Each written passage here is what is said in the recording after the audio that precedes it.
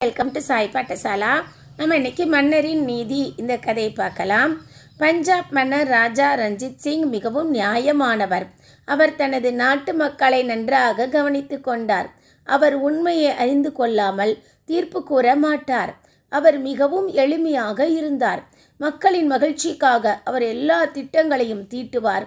யாராவது தவறு செய்தால் அந்த நபர் தனது தவறை உணரும் விதத்தில் அறிவுரை கூறி அந்த நபரே தனது தவறை உணர்ந்து மன்னிப்பு கேட்குமாறு செய்வார். முன்னொரு காலத்தில் ராஜா ரஞ்சித் சிங் தனது படை வீரர்களுடன் நீண்ட தூரம் பயணம் மேற்கொண்டிருந்தார். பயணத்தின் போது ஒரு கிராமத்தில் மாந்தோப்பு இருப்பதை கண்டார். இங்கு சிறிது நேரம் ஓய்வு எடுத்துக்கொண்டு பிறகு நம் பயணத்தை தொடரலாம் என்று அவர் தனது படை வீரர்களிடம் கூறினார். அரசர் மாமரத்தின் கீழ் ஓய்வெடுப்பதற்கு வீரர்கள் ஏற்பாடு செய்தனர். அங்கு குளிர்காற்று இதமாக வீசியது. மன்னர் மரத்தடியில் படுத்து தனது கண்களை மூடிக்கொண்டு இளைப்பாறினார். திடீரென எங்கிருந்தோ ஒரு பெரிய கல் வந்து அவரின் தலையில் பட்டது. அரசர் உடனே வலியால் கத்தி எழுந்து அமர்ந்தார். வீரர்கள் கல்லெறிந்தவர்களை கண்டுபிடிக்க சுற்றி ஓடினர்.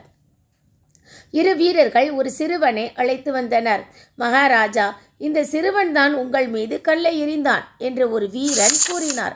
மகாராஜா ஆச்சரியத்துடன் அந்த சிறுவனை பார்த்தார். மகனே, நீ யார் என எனக்கு தெரியவில்லை. நான் உனக்கு ஏதாவது கெடுதல் செய்து விட்டேனா? எதற்காக என்னை கல்லால் அடித்தாய் என்று கேட்டார். மகாராஜா, நான் உங்கள் மீது கற்களை வீசவில்லை. நான் மாமரத்தின் மீது மாம்பழம் பறிக்கத்தான் கற்களை வீசினேன். நான் உங்களை பார்க்கவில்லை. அந்த கல் தவறுதலாக உங்கள் மீது பட்டுவிட்டது என்று அந்த சிறுவன் பயத்துடன் கூறினான். சிறிது நேரம் நிறுத்திவிட்டு அவன் மீண்டும் கூறத் தொடங்கினான். இது போலதான் என் தந்தையும் மாம்பழங்களை பறித்து கொண்டு சந்தையில் சென்று விற்று வருவார். ஆனால் இன்று அவருக்கு உடல்நிலை சரியில்லை.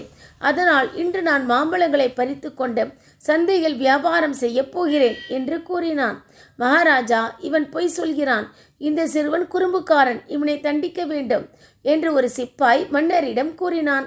ராஜா ரஞ்சித் சிங் சிறுவன் கூறியதை நம்பினார். அவர் மாம்பழ மரத்திலிருந்து சிறிது தூரத்தில் 2 கூடைகள் இருப்பதை பார்த்தார். அந்த மாம்பழங்களை நிரப்ப சிறுவன் கொண்டு வந்த கூடை. ராஜா சிரித்து கொண்டே சொன்னார், இல்லை, இந்த குழந்தை பொய் கூறவில்லை. இவன் மீது எந்த தவறும் இல்லை. சிறிது சிந்தித்து பாருங்கள். இந்த மரத்தை கல்லால் அடித்த பிறகும் இந்த மரம் மக்கள் உண்பதற்கு பழங்களை கொடுக்கிறது. நான் ஒரு அரசன். ஒரு குழந்தையை தண்டிக்க வேண்டுமா?